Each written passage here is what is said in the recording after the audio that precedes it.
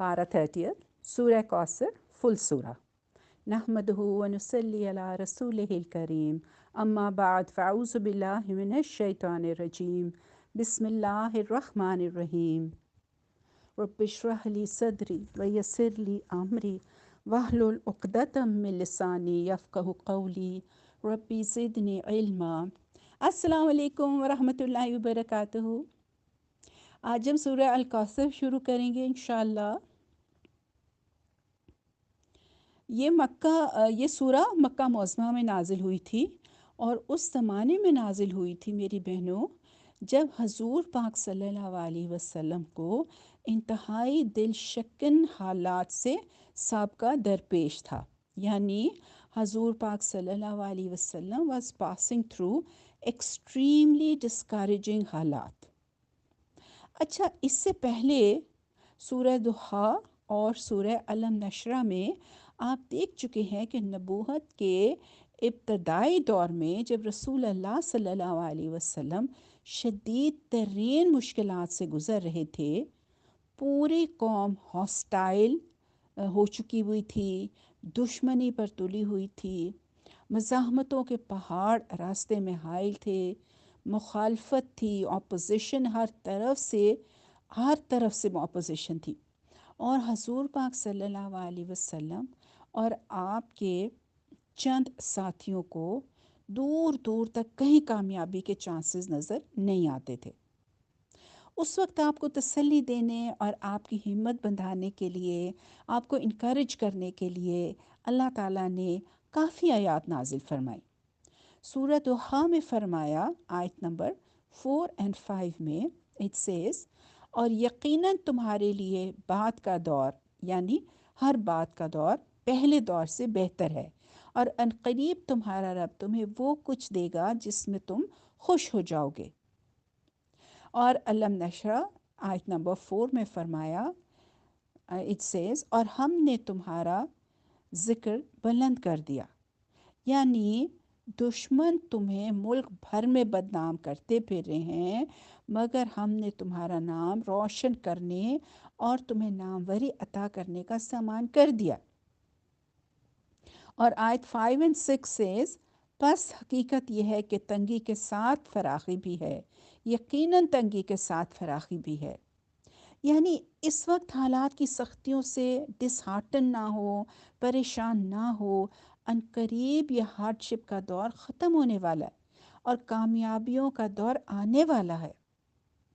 اچھا، ایسی ہی کنڈیشنز تھیں جن میں سورہ کوثر نازل کر کے اللہ تعالیٰ نے حضور پاک صلی اللہ علیہ وسلم کو کنسول کیا اور تسلی بھی دی، اور آپ کے مخالفین کے تباہ ہونے کی پیشن گوئی بھی فرمائی. قریش کے کفار کہتے تھے محمد صلی اللہ علیہ وسلم ساری قوم سے کٹ آف ہو گئے ہیں اور بالکل ہیلپلیس ہیں، بے یار و مددگار انسان ہو گئے ہیں. اکرمہ کی روایت ہے کہ جب حضور پاک صلی اللہ علیہ وسلم نبی بنائے گئے اور آپ نے قریش کو اسلام کی دعوت دینی شروع کی، تو قریش کے لوگ کہنے لگے محمد صلی اللہ علیہ وسلم اپنی قوم سے کٹ کر ایسے ہو گئے ہیں جیسے کوئی درخت اپنی روٹ سے کٹ گیا ہو اور کچھ مدت کے بعد وہ سوکھ کر گر جائے گا. محمد بن اسحاق کہتے ہیں کہ مکہ کی سردار آس بن وائل کے سامنے جب رسول اللہ صلی اللہ علیہ وسلم کا ذکر کیا جاتا تو وہ کہتا اجی چھوڑو انہیں، وہ تو ایک ابتر یعنی کہ جڑ کٹے آدمی ہیں، ان کی کوئی میل آف سپرنگ یعنی اولاد نرینہ نہیں، مر جائیں گے تو کوئی ان کا نام بھی لینے والا نہیں ہوگا، یعنی ان کا نام ختم ہو جائے گا. ایک دفعہ کعب بن اشرف جو کہ مدینہ کا یہودی سردار تھا مکہ آیا تو قریش کے سرداروں نے اس سے کہا بھلا دیکھو تو صحیح اس لڑکے کو جو اپنی قوم سے کٹ گیا اور سمجھتا ہے کہ یہ ہم سے بہتر ہے، حالانکہ ہم حاجیوں کا خیال بھی رکھتے ہیں. اسی واقعے کے متعلق اکرمہ کی روایت ہے کہ قریش والوں نے حضور پاک صلی اللہ علیہ وسلم کے لیے جو الفاظ استعمال کیے تھے، یعنی کمزور، ہیلپ لیس، بے یار و مددگار اور بے اولاد آدمی جو اپنی قوم سے کٹ گیا ہے، یعنی کہ a weak, helpless and childless man who is cut off from his people. روایت ہے کہ حضرت عبداللہ بن عباس رضی اللہ تعالیٰ عنہ نے فرمایا کہ رسول اللہ صلی اللہ علیہ وسلم کے سب سے بڑے صاحبزادے قاسم تھے، ان سے چھوٹی حضرت زینب، ان سے چھوٹے حضرت عبداللہ تھے، پھر 3 بیٹیاں تھیں، ام کلثوم، فاطمہ اور رقیہ۔ ان میں سے پہلے حضرت قاسم کا انتقال ہوا، ایکسکیوز می، پھر حضرت عبداللہ نے بھی وفات پائی۔ اس پر عاص بن وائل نے کہا ان کی نسل ختم ہو گئی ہے، اب وہ ابتر ہیں، یعنی ان کی جڑ کٹ گئی ہے۔ بعض روایت میں یہ ایڈیشن ہے کہ عاص نے کہا محمد صلی اللہ علیہ وسلم ابتر ہیں، ان کا کوئی بیٹا نہیں ہے جو ان کا قائم مقام بنے، یعنی کہ he has no son who will succeed him۔ جب وہ مر جائیں گے تو ان کا نام دنیا سے مٹ جائے گا، یعنی کہ his memory will be finished، اور ان سے تمہارا پیچھا چھوٹ جائے گا۔ حضور پاک صلی اللہ علیہ وسلم کے جو بیٹے تھے نا عبداللہ، ان کی وفات پر ابو جہل نے بھی ایسی ہی باتیں کی تھی۔ جب حضور پاک صلی اللہ علیہ وسلم کے دوسرے صاحبزادے کا انتقال ہوا تو حضور پاک صلی اللہ علیہ وسلم کا اپنا چچا ابو لہب، جس کا گھر بالکل حضور پاک صلی اللہ علیہ وسلم کے گھر کے ساتھ تھا، دوڑا ہوا مشرکین کے پاس گیا اور ان کو یہ کین یو امیجن خوشخبری دی کہ آج رات محمد چائلڈ لیس ہو گئے ہیں یا ان کی جڑ کٹ گئی ہے۔ استغفر اللہ۔ یہ تھے وہ انتہائی ڈسٹربنگ حالات جن میں سورہ کوثر حضور پاک صلی اللہ علیہ وسلم پر نازل کی گئی۔ قریش اس لیے آپ سے اینگری تھے کہ آپ صرف اللہ ہی کی عبادت یعنی کہ بندگی کرتے تھے، اور ان کے شرک کو آپ نے اوپنلی رد کر دیا تھا۔ اسی وجہ سے پوری قوم میں جو رینک، اسٹیم اینڈ آنر، یعنی کہ جو مرتبہ، مقام آپ کو نبوت سے پہلے حاصل تھا نا، وہ آپ سے چھین لیا گیا تھا، اور آپ گویا کمیونٹی سے کاٹ پھینکے گئے تھے۔ آپ کے چند ہینڈ فل ساتھی تھے، مٹھی بھر ساتھی تھے، سب ہیلپ لیس تھے۔ اس پر آپ پر ایک کے بعد ایک بیٹے کی وفات سے غموں کا پہاڑ ٹوٹ پڑا تھا۔ اس موقع پر ریلیٹیوز یعنی آپ کے جو رشتہ دار تھے، کلین اور برادری کے لوگ اور ہمسایوں کی طرف سے ہمدردی کی بجائے وہ خوشیاں منا رہے تھے، اور وہ باتیں بنائی جا رہی تھی جو ایک ایسے شریف انسان کے لیے دل توڑ دینے والی تھی جس نے اپنے تو اپنے غیروں تک سے ہمیشہ انتہائی نیک سلوک کیا تھا۔ These words were so disheartening and disturbing for a noble man like Hazur Pak sallallahu alaihi wasallam, who had treated even his enemies kindly۔ اس پر اللہ تعالیٰ نے آپ کو اس بریف سورہ کے ایک فقرے میں وہ خوشخبری دی جس سے بڑی خوشخبری دنیا کے کسی انسان کو کبھی سنائی نہیں دی، اور ساتھ ساتھ یہ فیصلہ بھی سنا دیا کہ آپ کی مخالفت کرنے والوں ہی کی جڑ کٹ جائے گی۔ اچھا مائی ڈیئر سسٹرز، یہ ان فیو سوراز میں سے ہے جو ایکسکلوسیولی حضور پاک صلی اللہ علیہ وسلم کو ایڈریس کر رہی ہے شروع سے آخر تک۔ چلیں سورہ شروع کرتے ہیں۔ اعوذ باللہ من الشیطان الرجیم، بسم اللہ الرحمن الرحیم۔ اے نبی صلی اللہ علیہ وسلم، ہم نے تمہیں کوثر عطا کر دیا۔ دیکھیں کوثر کا لفظ یہاں جس طرح استعمال کیا گیا ہے، اس کا پورا میننگ ہماری زبان میں تو دور کی بات، شاید دنیا کی کسی زبان میں بھی ایک ورڈ میں ادا نہیں کیا جا سکتا۔ یہ کثرت سے مبالغے کا صیغہ ہے جس کے معنی تو بے انتہا کثرت کے ہیں، یعنی ابنڈنس کے ہیں، مگر جس موقع پر اس لفظ کو استعمال کیا گیا ہے، جس کانٹیکسٹ میں استعمال کیا گیا ہے، اس میں محض کثرت کا نہیں بلکہ خیر اور بھلائی اور نعمتوں کی کثرت، اور ایسی کثرت میری بہنوں جس کا مفہوم نکلتا ہے جو افراط اور فراوانی کی حد کو پہنچ گئی ہو، اور اس سے مراد کسی ایک خیر یا بھلائی یا نعمت کی نہیں ہے بلکہ بے شمار بھلائیوں اور نعمتوں کی کثرت ہے۔ دیکھیں، it means the abundance of good, of spiritual benefits and blessings, and of such abundance which is unabounded and limitless. It does not imply any one good or benefit or blessing, but abundance of countless benefits and blessings. جیسے میں نے شروع میں بتایا کہ حالات وہ تھے جب دشمن یہ سمجھ رہے تھے کہ محمد صلی اللہ علیہ وسلم ہر حیثیت سے تباہ ہو چکے ہیں۔ He has been completely ruined, قوم سے کٹ کر بے یار و مددگار رہ گئے ہیں، یعنی ہی از اٹرلی ہیلپ لیس۔ تجارت برباد ہو گئی ہے، بیٹے تھے جس سے آگے ان کا نام چل سکتا تھا وہ بھی فوت ہو گئے ہیں۔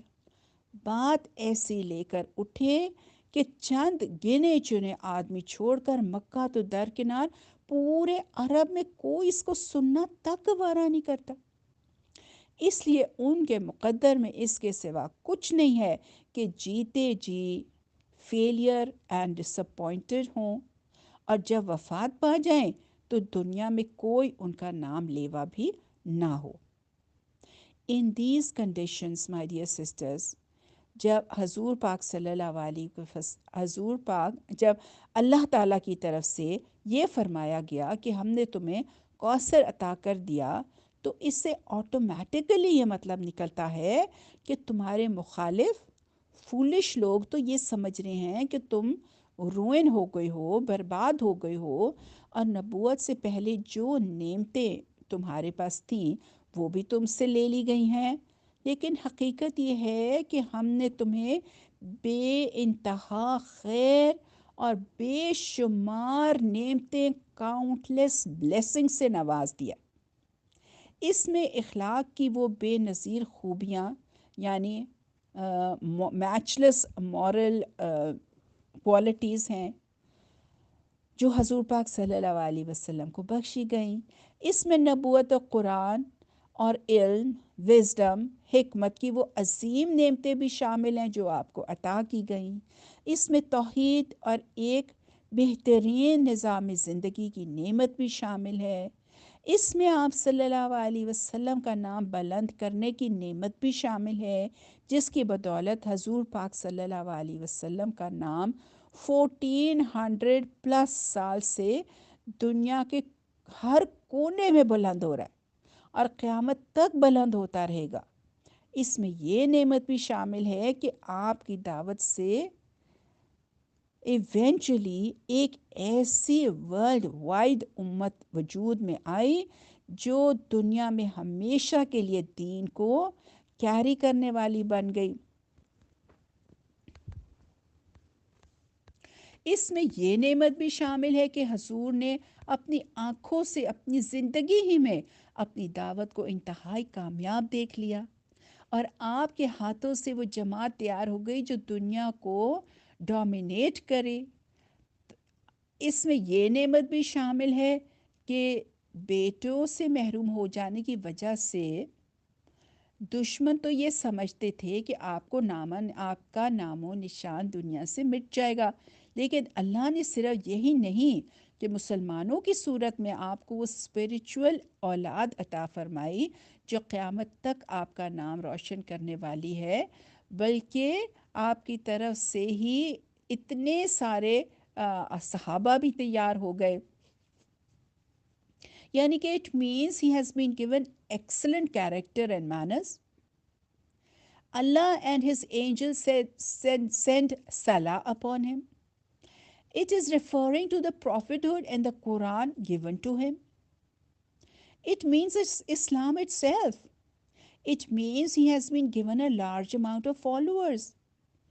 The prophet's mention has been elevated to a very high level कि whenever Allah's name is mentioned, then his name is mentioned with him. देखिए अजान में है ना.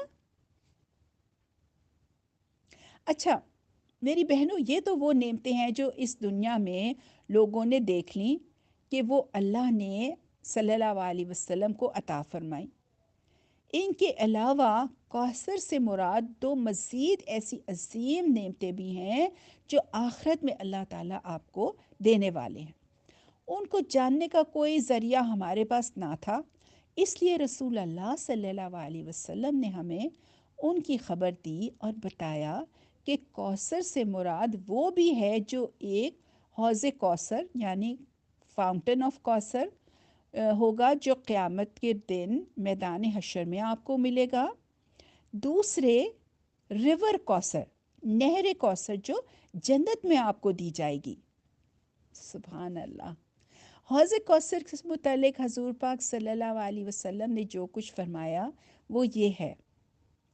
पहली बात तो ये कि ये फाउंटेन क़यामत के रोज़ आपको अता होगा और उस सख्त दिन में जबकि हर एक को बहुत प्यास लगी होगी, आपकी उम्मत आपके पास वहाँ आएगी और उससे पानी पिएगी. आप सल्लल्लाहु अलैहि वसल्लम इस पर सबसे पहले पहुँचे हुए होंगे और उसके दरमियान में तशरीफ़ फरमा होंगे. आप सल्लल्लाहु अलैहि वसल्लम का इरशाद है वो एक फाउंटेन है जिस पर मेरी उम्मत क़यामत के रोज़ आएगी. मैं तुम सबसे पहले इस पर पहुंचा हुआ हूँगा. मैं तुमसे आगे पहुंचने वाला हूँ और तुम पर गवाही दूंगा. और खुदा की कसम मैं अपने हौज़ को इस वक्त देख रहा हूँ. ये बुखारी की रवायत है. अच्छा, अंसार को मुखातिब करते हुए एक मौके पर आपने फरमाया, मेरे बाद तुमको खुद गर्जियों ने यानी सेल्फिशनेस ने से पाला पड़ेगा. इस पर सब्र करना यहाँ तक कि मुझसे आकर हौज़ पर मिलो. ये भी बुखारी की रवायत है. सेकंड आयत,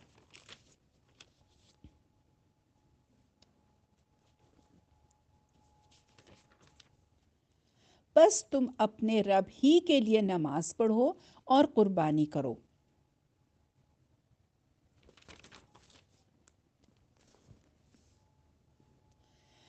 अच्छा जी,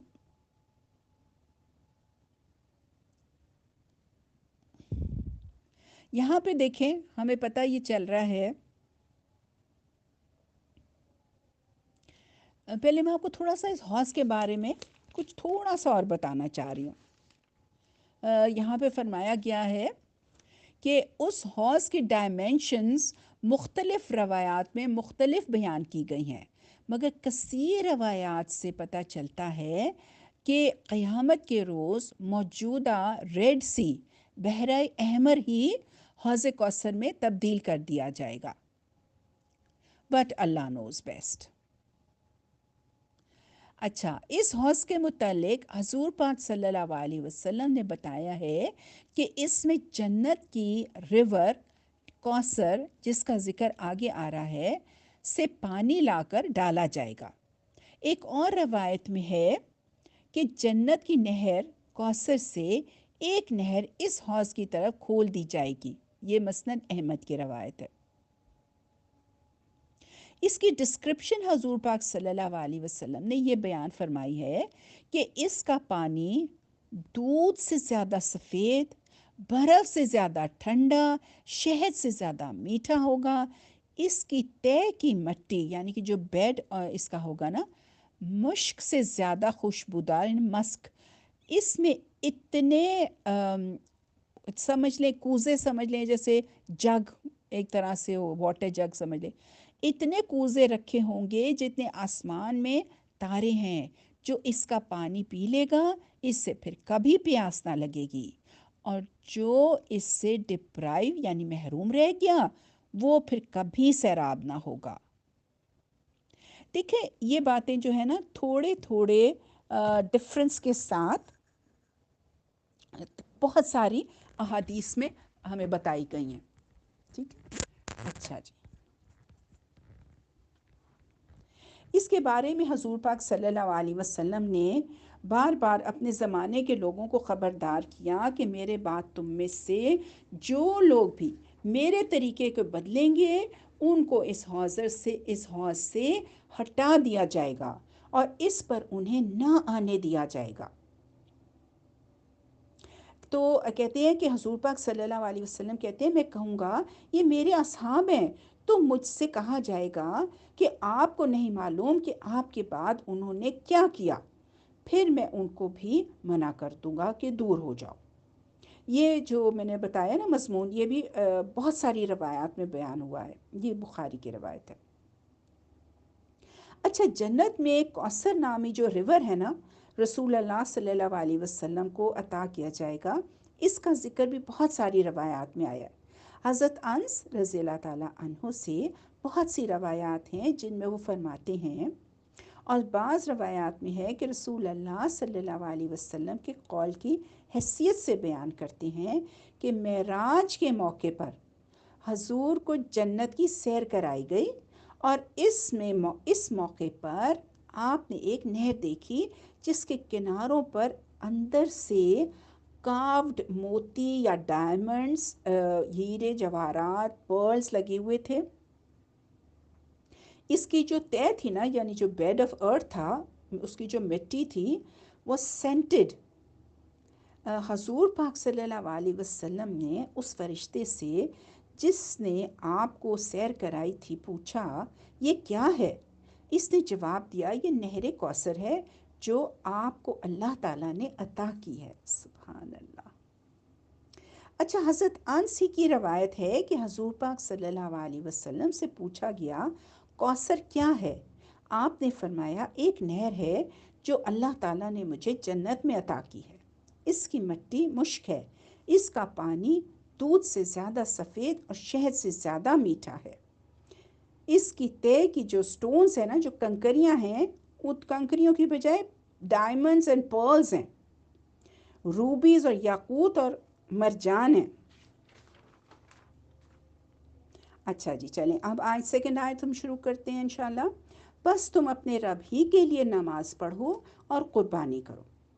دیکھیں بعض حضرات نے نماز سے مراد فرض نماز لی ہے جو 5 ٹائمز فرض نماز ہے، بعض اس سے بقرہ عید کی نماز مراد لیتے ہیں، لیکن جس موقع پر یہ حکم دیا گیا ہے اس پر اگر غور کیا جائے تو اس کا مطلب یہ معلوم ہوتا ہے کہ اے نبی، جب تمہارے رب نے تم کو اتنی زیادہ کثیر اور عظیم بھلائیاں عطا کی ہیں تو تم اسی کے لیے نماز پڑھو اور اسی کے لیے قربانی کرو۔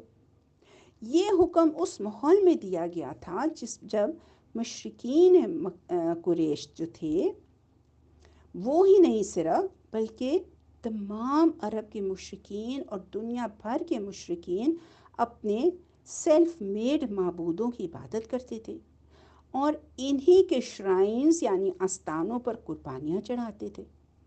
بس حکم کا انٹینشن یہ ہے مائی ڈیئر سسٹرز کہ مشرکین کے برعکس تم اپنے اسی پریکٹس پر مضبوطی کے ساتھ قائم رہو کہ تمہاری نماز بھی اللہ ہی کے لیے ہو اور قربانی بھی اسی کے لیے، جیسا کہ دوسری جگہ فرمایا گیا ہے اے نبی کہہ دو کہ میری نماز اور میری قربانی اور میرا جینا اور میرا مرنا سب رب العالمین کے لیے ہے جس کا کوئی شریک نہیں، مجھے اسی کا حکم دیا گیا ہے اور میں سب سے پہلے سر اطاعت چکانے والا ہوں۔ یہ سورہ الانعام آیت نمبر 163 and 162 ہے۔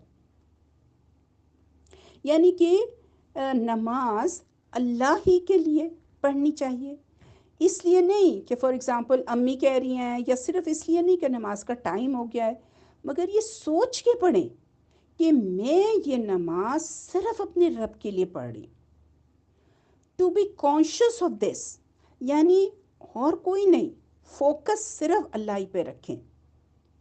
کیونکہ نماز سے آپ اللہ سے ریلیشن شپ ایک بناتے ہیں نا،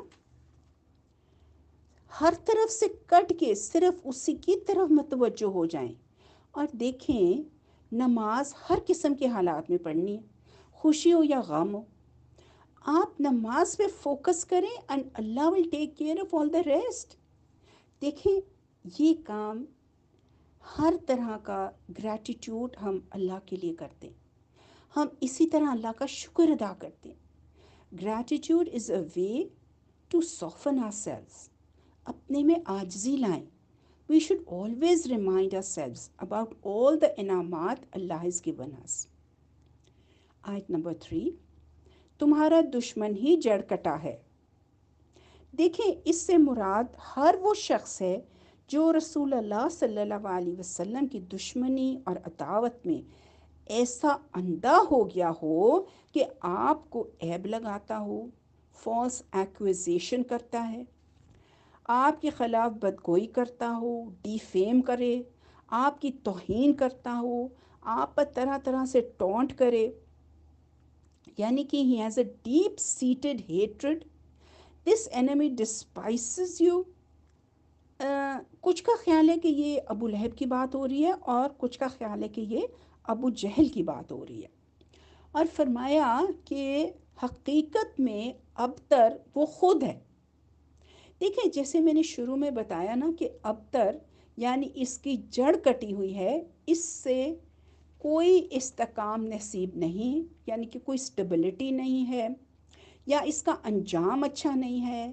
نامراد آدمی کو بھی ابتر کہتے ہیں، ریسورسز سے محروم ہو جانے والا بھی ابتر کہلاتا ہے۔ جس شخص کے لیے کسی خیر اور بھلائی کی توقع باقی نہ رہی ہو اور جس کی کامیابی کی سب امیدیں ختم ہو گئی ہوں، وہ بھی ابتر ہے۔ جو آدمی اپنے فیملی، کنبے، برادری سے کٹ کر اکیلا رہ گیا ہو، وہ بھی ابتر ہے۔ جس آدمی کی کوئی جس آدمی کا کوئی بیٹا نہ ہو یا مر گیا ہو، اس کے لیے بھی ابتر کا ورڈ بولا جاتا ہے، کیونکہ ہم اس کے پیچھے اس کا نام لیوا باقی نہیں نہ دیکھتے، اور مرنے کے بعد وہ بے نام و نشان ہو جاتا ہے، ہم کہتے ہیں۔ قریب قریب ان سب میننگز میں کفار قریش رسول اللہ صلی اللہ علیہ وسلم کو ابتر کہتے تھے۔ اس پر اللہ تعالیٰ نے فرمایا کہ اے نبی ابتر تم نہیں ہو بلکہ تمہارے دشمن ابتر ہیں۔ یہ محض کوئی جوابی حملہ نہیں تھا میری بہنوں، بلکہ ایکچولی یہ قرآن کی ایک بہت اہم پروفیسیز میں سے ایک پروفیسی ہے جو ایبسلوٹلی ٹرو ثابت ہوئی۔ جس وقت یہ پیشن گوئی کی گئی تھی، اس وقت لوگ حضور پاک صلی اللہ علیہ وسلم ہی کو ابتر سمجھ رہے تھے، اور کوئی امیجن بھی نہیں کر سکتا تھا کہ قریش کے یہ بڑے بڑے سردار کیسے ابتر ہو جائیں گے، جو نہ صرف مکہ میں بلکہ پورے عرب میں بہت کامیاب تھے۔ مال و دولت، اولاد، نعمتیں، سارے ملک میں جگہ جگہ ان کے ہیلپرز موجود تھے، حج کے یہ مینیجرز تھے، اس کی وجہ سے تمام جو ٹرائبز تھے عرب کے، ان کے تعلقات اچھے تھے، لیکن چند سال نہ گزرے تھے کہ حالات بالکل پلٹ گئے۔ یا تو وہ وقت تھا کہ غزوہ احزاب جو سن 5 ہجری کے موقع پر قریش سن 5 ہجری میں ہوئی تھی، اس موقع پر قریش بہت سے عرب اور یہودی ٹرائبز کو لے کر مدینہ پہ چڑھ آئے تھے، اور حضور پاک صلی اللہ علیہ وسلم کو شہر کے گرد ٹرینچ کھدانی پڑی تھی، خندق کھود کی ریزسٹ کرنا پڑی تھی۔ یا 3 ہی سال کے بعد وہ وقت آ گیا، یعنی کہ سن 8 ہجری میں، جب آپ نے مکہ پہ چڑھائی کی تو قریش کا کوئی حامی و مددگار نہ تھا، کوئی ہیلپر نہ تھا، اور انہیں بے بسی کے ساتھ سرنڈر کرنا پڑا۔ اس کے بعد 1 سال کے اندر پورا ملک عرب حضور پاک صلی اللہ علیہ وسلم کے ہاتھ میں تھا۔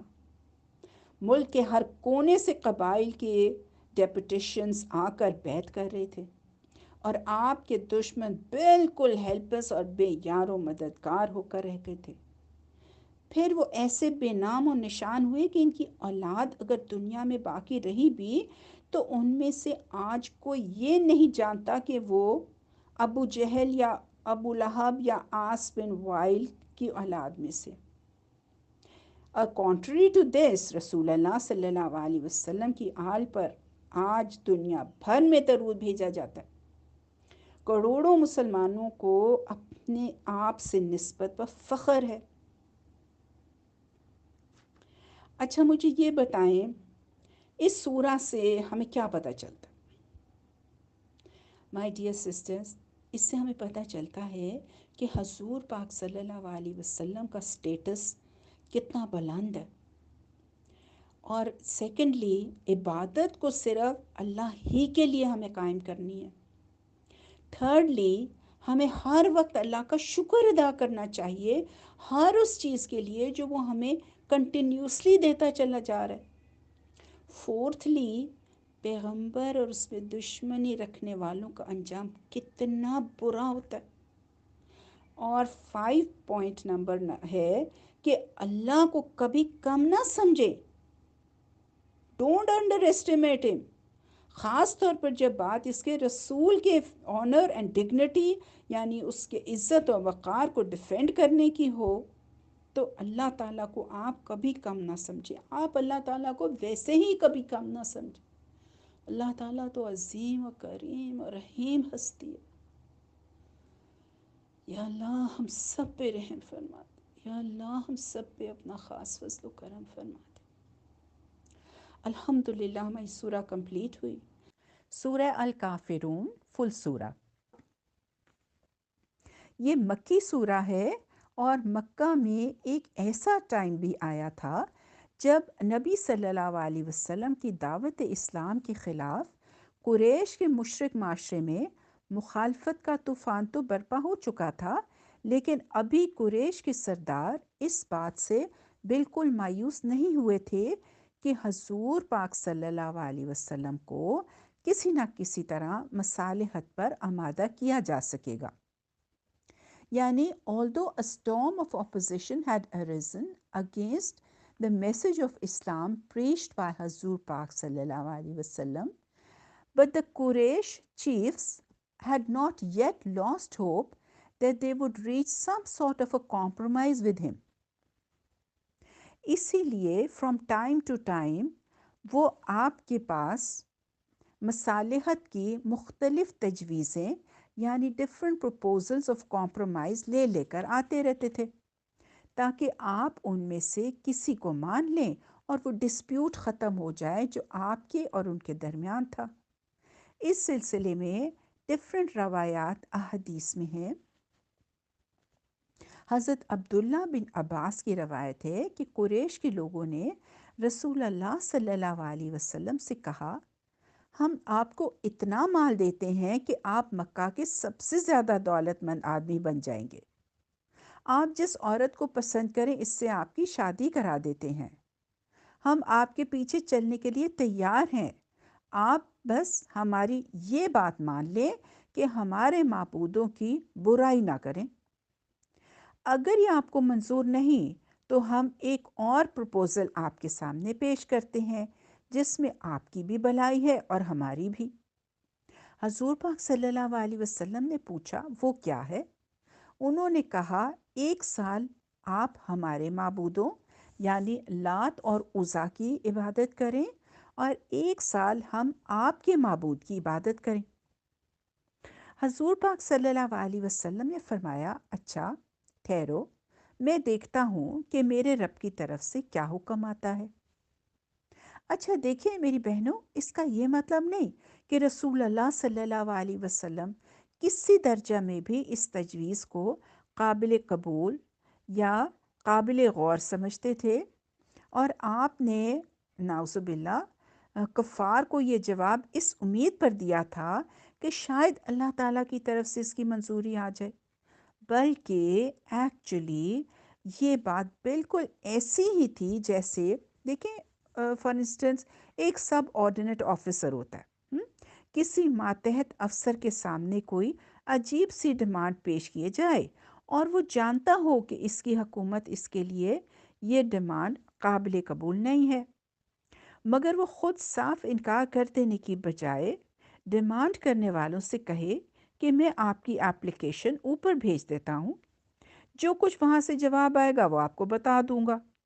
اس سے فرق یہ واقع ہوتا ہے کہ جو سب آرڈینٹ آفیسر ہے اگر خود ہی انکار کر دے تو لوگوں کا اصرار یعنی انسسٹنس جاری رہتا ہے، لیکن اگر وہ بتائے کہ اوپر سے حکومت کا جواب ہی تمہارے ڈیمانڈ کے خلاف آیا تو وہ لوگ مایوس ہو جاتے ہیں۔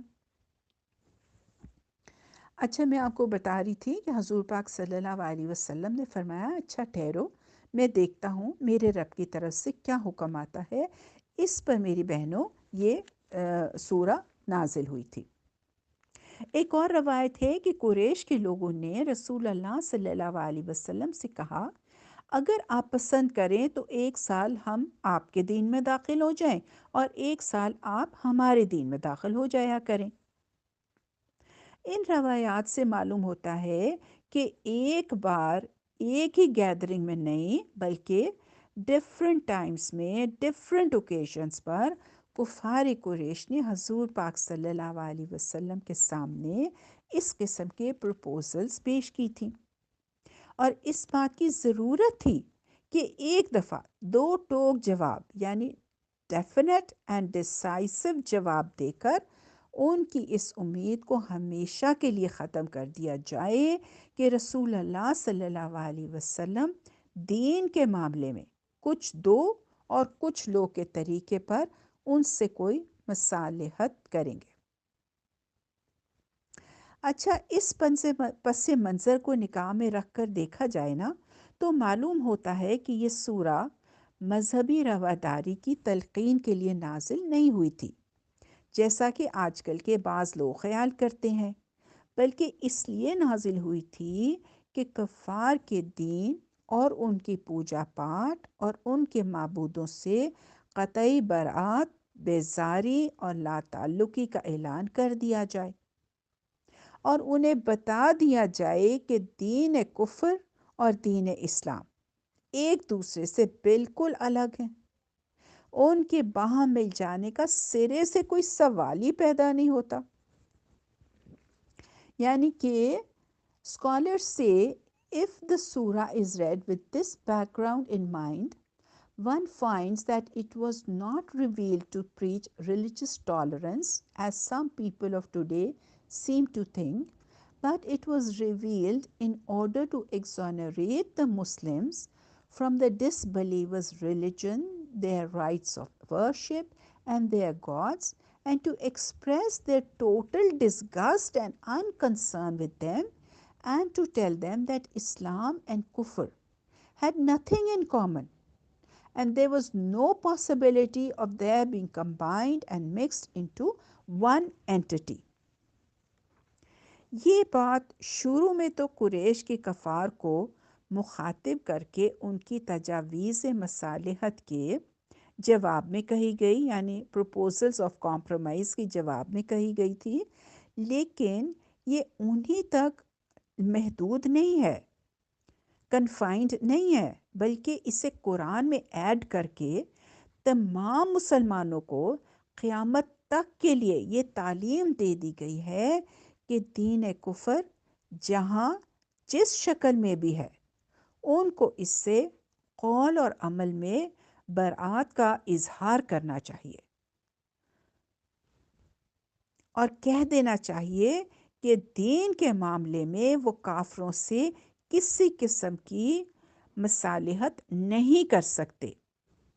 یعنی although it was addressed in the beginning to the disbelieving Quraysh in response to their proposals of compromise, yet it is not confined to them only, but having made it a part of the Quran, Allah gave the Muslims the eternal teaching that they should exonerate themselves by word and deed from the creed of Kufr, wherever and in whatever form it be, and should declare without any reservation that they cannot make any compromise with the kuffar in the matter of faith۔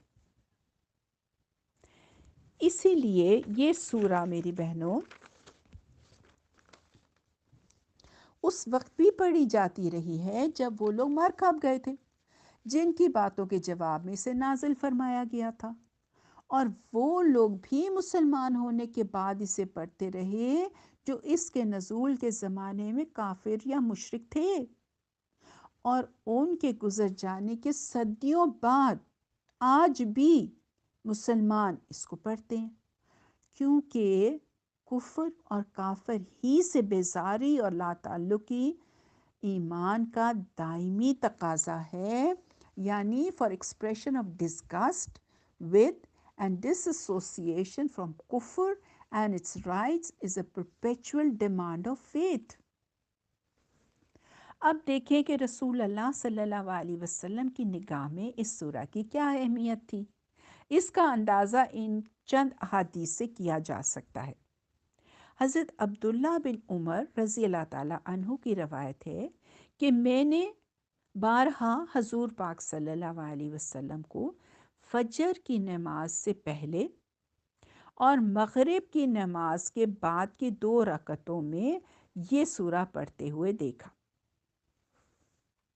حضرت خباب رضی اللہ تعالیٰ عنہ کہتے ہیں کہ نبی صلی اللہ علیہ وسلم نے مجھ سے فرمایا کہ جب تم سونے کے لیے اپنے بستر پہ لیٹو تو یہ سورہ پڑھ لیا کرو، اور حضور کا خود بھی یہ طریقہ تھا کہ جب آپ سونے کے لیے لیٹتے تو وہ یہ سورہ پڑھ لیا کرتے تھے۔ ابن عباس رضی اللہ تعالیٰ عنہ کا بیان ہے کہ رسول اللہ صلی اللہ علیہ وسلم نے لوگوں سے فرمایا، میں تمہیں بتاؤں وہ کلمہ جو تم کو شرک سے محفوظ رکھنے والا ہے؟ وہ یہ ہے کہ سوتے وقت یہ سورہ پڑھ لیا کرو۔ چلیے سورہ شروع کرتے ہیں انشاءاللہ۔ فرسٹ آیت، اعوذ باللہ من الشیطان الرجیم، بسم اللہ الرحمن الرحیم۔ کہہ دو کہ اے کافرو۔ دیکھیں مائی ڈیئر سسٹرز، اس آیت میں چند باتیں خاص طور پر توجہ طلب ہیں، یعنی نوٹ وردی ہیں۔ پہلی بات تو یہ ہے کہ حکم اولدو نبی صلی اللہ علیہ وسلم کو دیا گیا ہے کہ آپ کافروں سے یہ بات صاف صاف کہہ دیں، لیکن آگے کا مضمون یہ بتا رہا ہے کہ ہر مومن کو وہی بات کافروں کو کہہ دینی چاہیے جو بعد کی آیات میں بیان ہوئی ہیں، حتیٰ کہ جو شخص کفر سے توبہ کر کے ایمان لے آیا ہو، اس کے لیے بھی لازم ہے کہ دین کفر اور اس کی عبادات اور معبودوں سے اسی طرح اپنی ڈس اپروول کا اظہار کر دے۔ تو لفظ قل یعنی کہہ دو کہ اولین مخاطب تو رسول اللہ صلی اللہ علیہ وسلم ہی ہیں، مگر یہ حکم حضور پاک صلی اللہ علیہ وسلم کے لیے خاص نہیں ہے، بلکہ آپ کے تھرو ہر مومن کو پہنچتا ہے۔ اچھا، سیکنڈ پوائنٹ جو ہے وہ یہ ہے کہ کافر کا لفظ کوئی ابیوز یا گالی نہیں ہے جو اس آیت کے ایڈریسز کو دی گئی ہو، بلکہ عربی زبان میں کافر کے معنی انکار کرنے والے اور نہ ماننے والے، ان بلیور کے ہیں، اور اس کے مقابلے میں مومن کا لفظ مان لینے اور تسلیم کر لینے والے یعنی بلیور کے لیے بولا جاتا ہے۔ لہٰذا اللہ کے حکم سے نبی صلی اللہ علیہ وسلم کا یہ فرمانا کہ اے کافرو، ایکچولی اس معنی میں ہے کہ اے وہ لوگوں جنہوں نے میری رسالت اور میری لائی ہوئی تعلیم کو ماننے سے انکار کر دیا ہے۔ اور اسی طرح میری بہنوں، ایک مومن جب یہ لفظ کہے گا تو اس کی مراد حضور پاک صلی اللہ علیہ وسلم پر ایمان نہ لانے والے ہوں گے۔ تھرڈ پوائنٹ از، اے کافرو کہا ہے، اے مشرکوں نہیں کہا۔ اس لیے مخاطب صرف مشرکین ہی نہیں ہے، بلکہ وہ سب لوگ ہیں جو حضور پاک صلی اللہ علیہ وسلم کو اللہ تعالیٰ کا رسول اور آپ کی لائی ہوئی تعلیم اور ہدایت کو اللہ کی تعلیم اور ہدایت نہیں مانتے، خواہ وہ یہودی ہوں، نصارہ ہوں، مجوسی ہوں یا دنیا بھر کے کفار و مشرکین ہوں۔ اس خطاب کو صرف قریش یا عرب کے مشرکین تک ریسٹرکٹڈ رکھنے کی کوئی وجہ نہیں ہے۔ Okay, the fourth point is منکرین کو اے کافرو کہہ کر خطاب کرنا بالکل ایسا ہی ہے میری بہنوں، جیسے ہم کچھ لوگوں کو او اینمیز یا اے دشمنوں کہہ کے بلاتے ہیں، یا اے مخالفوں یا او اپوننٹس کہہ کے مخاطب کرتے ہیں۔ اس طرح کا خطاب دراصل جن کو ایڈریس کیا جاتا ہے ان کی ذات سے نہیں ہوتا، یعنی it is not in fact directed to the person of the addressee, but it is made on the basis of their characteristic of enmity and opposition and lasts only until they are enemies. یعنی دیکھیں، بلکہ ان کی صفت دشمنی اور صفت مخالفت کی بنا پہ ہوتا ہے، اور اسی وقت تک کے لیے ہوتا ہے جب تک ان میں یہ صفت باقی رہے۔ اگر ان میں سے کوئی دشمنی یا مخالفت کو چھوڑ دے یا دوست بن جائے تو وہ اس خطاب کا مخاطب نہیں رہتا۔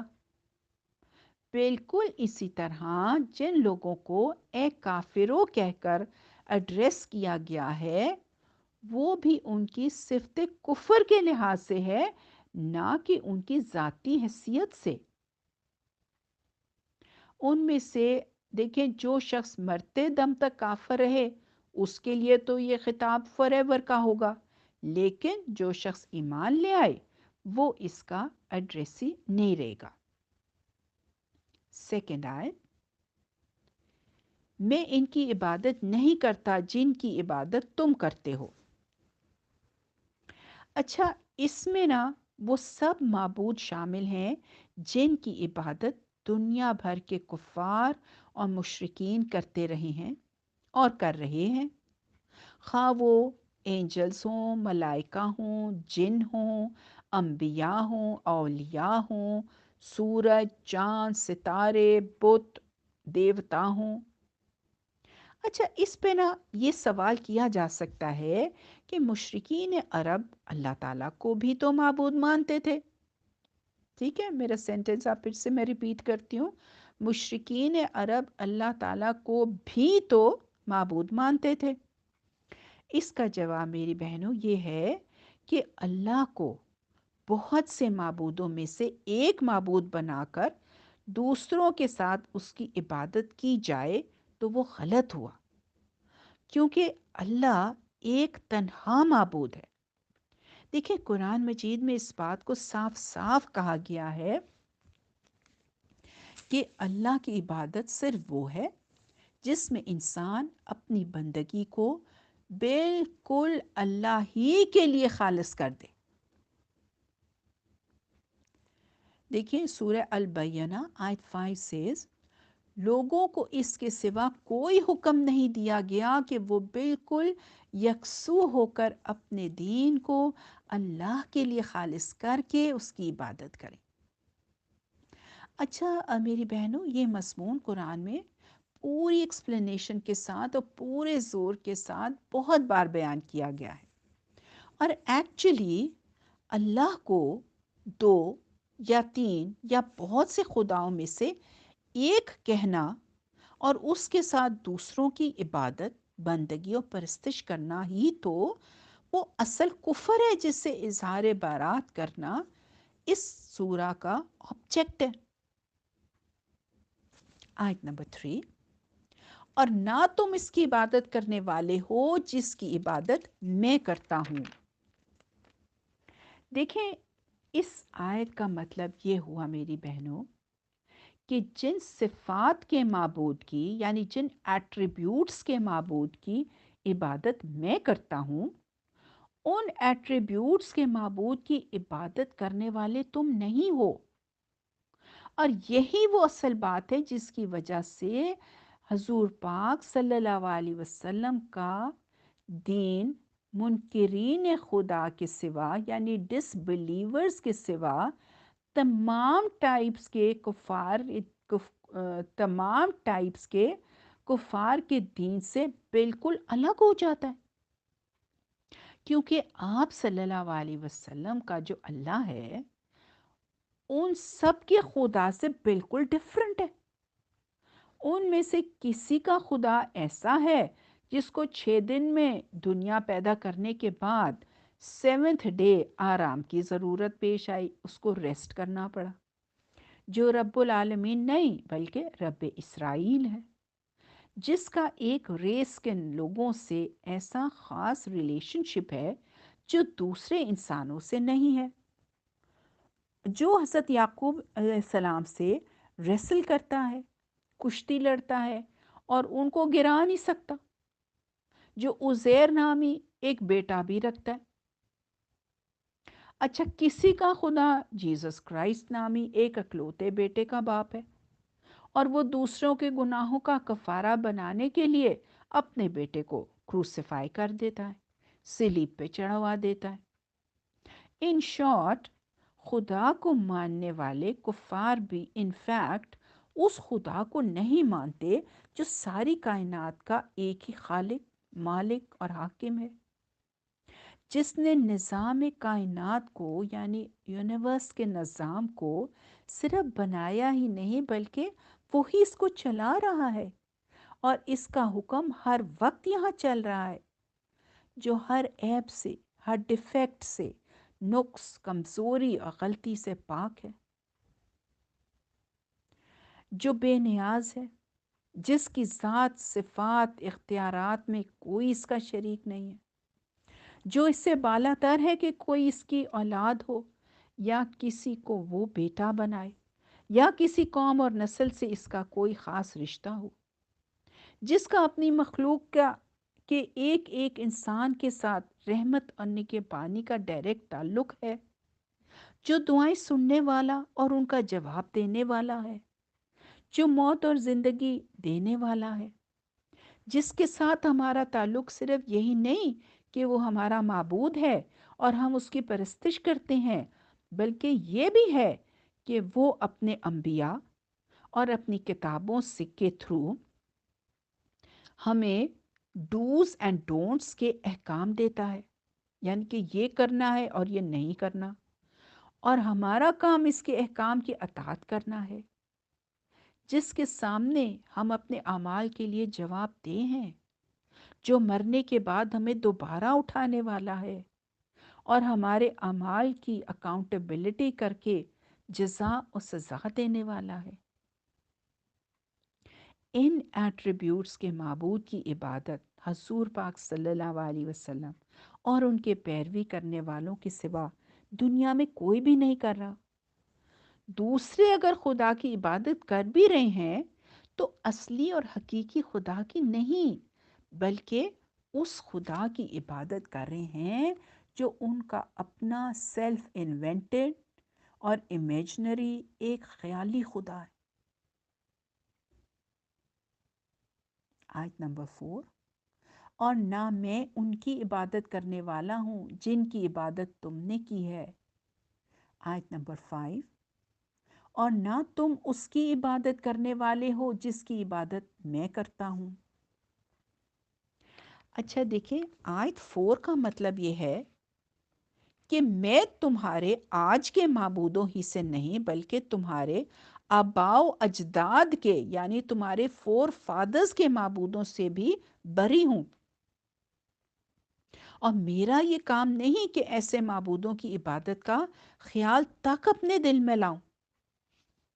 और आयत 5 के मायने ये हैं कि और न तुम उस एक अल्लाह की इबादत करने वाले नजर आते हो जिसकी मैं इबादत करता हूँ, या मेरे लिए ये पॉसिबल नहीं है कि जिन जिन को तुमने और तुम्हारे फोर फादर्स ने पूजा उनकी उनका वर्शिपर मैं बन जाऊं और तुमको बहुत से माबूदों की बंदगी छोड़कर एक माबूद वाहिद की इबादत इख्तियार करने से जो चिढ़ है, जो एवर्जन है, उसकी वजह से तुमसे ये तवक्को नहीं है कि अपनी اس غلط عبادت سے باز آ جاؤ گے اور اس کی عبادت کرنے والے بن جاؤ گے جس کی عبادت میں کرتا ہوں۔ آیت نمبر 6، تمہارے لیے تمہارا دین ہے اور میرے لیے میرا دین، یعنی میرا دین الگ ہے اور تمہارا دین الگ۔ میں تمہارے معبودوں کا ورشپر نہیں ہوں اور تم میرے معبود کے ورشپر نہیں ہو۔ میں تمہارے معبود کی بندگی نہیں کر سکتا اور تم میرے معبود کی بندگی کے لیے تیار نہیں ہو، اس لیے میرا اور تمہارا راستہ کبھی ایک نہیں ہو سکتا۔ دیکھیں، یہ کفار کو ٹالرنس کا پیغام نہیں ہے، بلکہ جب تک وہ کافر ہیں ان سے ہمیشہ کے لیے ڈسوسییشن، بیزاری اور لا تعلقی کا اعلان ہے، اور اس کا آبجیکٹ ان کو اس بات سے آخری طور پر مایوس کر دینا ہے کہ دین کے معاملے میں اللہ کا رسول اور اس پر ایمان لانے والوں کا جو گروپ ہے کبھی ان سے کوئی کمپرومائز کرے گا۔ یہی اعلان برات اور اظہار بیزاری اس سورہ کے بعد نازل ہونے والی مکی سورہز میں کیا گیا ہے۔ میں آپ کو کچھ اگزامپلز دیتی ہوں۔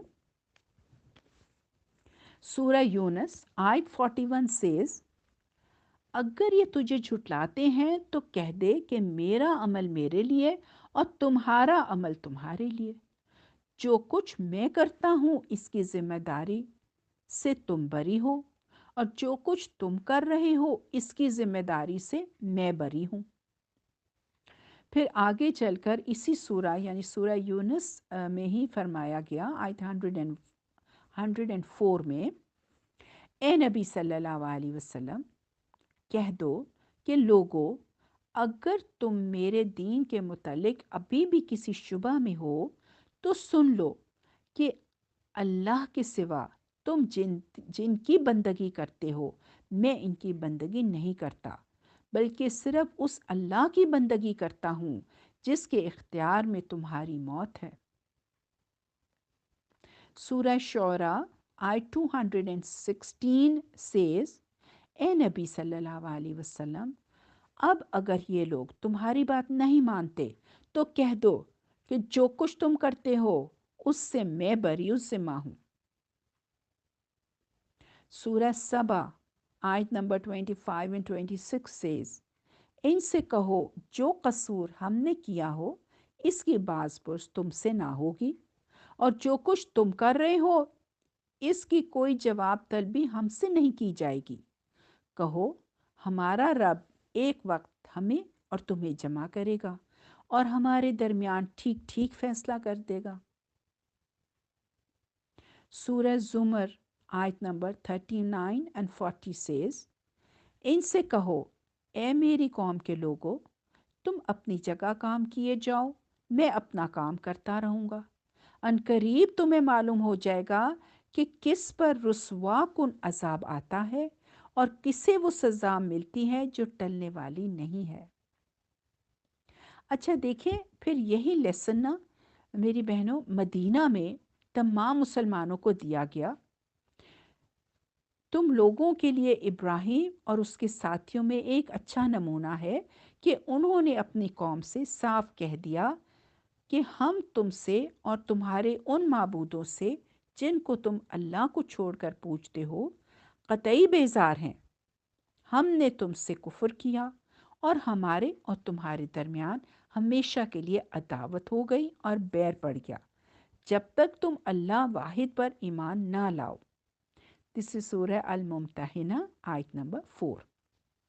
دیکھیں قرآن مجید کی ان آیت سے اس ڈاؤٹ کی گنجائش تک نہیں رہتی کہ اس آیت کا مطلب ویسا ہی ہے جیسا سورہ زمر میں فرمایا آیت نمبر 14 میں کہ اے نبی ان سے کہو میں تو اپنے دین کو اللہ کے لیے خالص کر کے اسی کی بندگی کروں گا، تم اسے چھوڑ کر جس کی بندگی کرنا چاہو کرتے رہو۔ دیکھیں حقیقت یہ ہے کہ اللہ نے بس دو ہی دین قرار دیے ہیں، ایک دین حق ہے، دوسرا دین باطل۔ اور اس نے لوگوں کے دو ہی گروپس رکھے ہیں، ایک گروپ جنتی ہے اور وہ مومن ہے، دوسرا گروپ دوزخی ہے اور وہ کلیکٹیولی تمام کفار ہیں۔ اور اس نے دو ہی گروہوں کو ایک دوسرے کا مخالف یعنی اپوننٹ قرار دیا ہے۔ فرمایا یہ دو فریق ہیں جن کے درمیان اپنے رب کے معاملے میں جھگڑا ہے۔ دس از سورہ الحج آیت 19۔ یعنی ایک فریق تمام کفار ہیں اور ان کا جھگڑا کس سے ہے؟ اہل ایمان سے۔ اچھا my dear sisters, what lessons do we learn from this سورہ؟ دیکھیں، پہلی بات جو ہے very important, never compromise your Muslim identity, یعنی اپنی مسلم شناخت پر کبھی سمجھوتا نہ کریں۔ سیکنڈ پوائنٹ از، اسلام اللہ کی طرف سے ہدایت ہے، یہ انسانی خواہشات پر بیسڈ نہیں ہے۔ تھرڈ پوائنٹ ہے، اسلام ایک سنجیدہ عہد ہے، it is a serious commitment, اس کو لائٹلی نہیں لیا جا سکتا۔ فورتھ پوائنٹ ہے جو کہ بہت امپورٹنٹ پوائنٹ ہے، وہ یہ ہے کہ اسلام مذہب کی آزادی کے حق کا احترام کرتا ہے۔ اسلام respects the right of freedom of religion. دیکھیں، we can not compromise on faith, ہمیں اپنے فیتھ پہ فرم رہنا ہے۔ اگر ہم صحیح معنوں میں مسلمان ہیں تو ہمیں اسلام کی ٹیچنگز کو کسی کے لیے بھی سیکریفائز نہیں کرنا، اور نہ ہی ہم نے کسی کو الاؤ کرنا ہے کہ وہ ہماری اللہ کے ساتھ کی ریلیشن شپ کو خراب کرے، انشاءاللہ۔ میری بہنوں، الحمدللہ ہماری سورہ کمپلیٹ ہوئی۔ ربنا تقبل منا انک انت السمیع العلیم وتب علینا انک انت التواب الرحیم، سبحانک اللہم وبحمدک، نشہد ان لا الہ الا انت، نستغفرک ونتوب الیک۔ السلام علیکم ورحمۃ اللہ وبرکاتہ۔